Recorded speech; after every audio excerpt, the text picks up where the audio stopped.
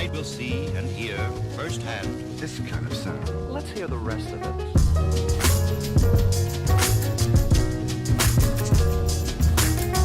My name is Matt Hayslett, and I am a cinematographer in Los Angeles, and today I'm going to talk a little bit about what you use a matte box for. So the first purpose of a matte box is first and foremost light control. For times that you don't want flares, you put up a top flag, side flags to block out the light coming from the sides or the top.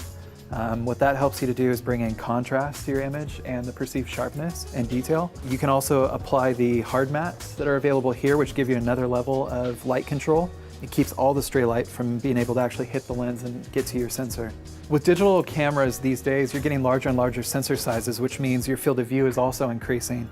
One of the features that Bright Tangerine matte boxes has is an incredibly wide field of view. And what that allows you to do is shoot with wider lenses like your Cooke 14mm lenses and not worry about vignetting whatsoever. So you're getting that clean image every single time. So for me, filtration is a really important aspect for a cinematographer to have in his tool bag. For one, you've got to control your lighting at all times, whether it's indoor or outdoor. So you've always got to have your filter trays to be able to use NDs, polarizers, things of that nature. Then you get into your effects filters where you're doing beauty commercials, you're working with skin, things like that. So you need your diffusion filters, you're gonna need your Hollywood Black Magics, your ProMist, things of that nature. And you're definitely gonna need a matte box to pull that off. With today's digital cameras, they're picking up more and more resolution, which means you're gonna see more and more detail. And one point where you don't wanna see those details is in beauty shots when you're shooting, say, older talent and they have wrinkles, or just talent in general who you don't wanna show that to a client. You would add some diffusion filtration here to kind of even out the skin, smooth it out. And that's something you would do on set right then. That way you don't leave it up to post to screw it up later. So one of the unique features of the Bright Tangerine matte box is the low profile of the actual swing away arm, which means there's no mechanism taking over the entire side of your rig. What that allows you to do is to rotate your filters and align a grad filter in any orientation without interfering with any mechanics here on the side. What Bright Tangerine allows you to do is grow with your gear.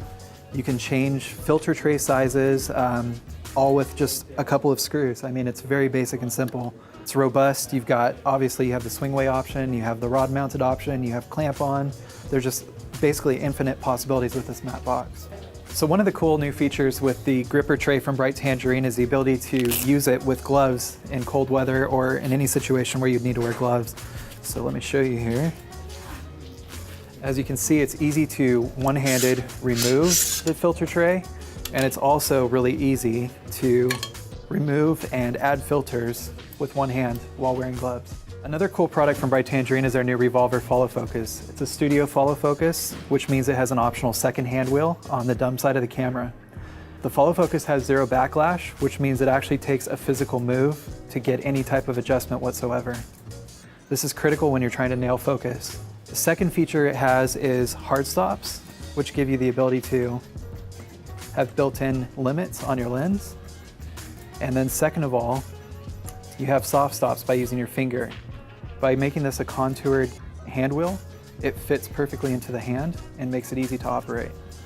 So with the Revolvr Follow Focus, you have the option to switch the gear to both sides of the arm, but simultaneously you can move the physical arm to both sides. So you have that adjustability when you're using a matte box and you have a shorter lens to get the follow focus exactly where you need it. So with the optional hand crank, you have the ability to attach here, tighten down, and you get zero backlash on this as well. The other feature it has is if you remove the hand wheel, you can directly mount your crank and still maintain the zero backlash and have the same operation directly on the drive. One piece of advice, if I could give to any cinematographer, would be to spend money on the proper gear the first time.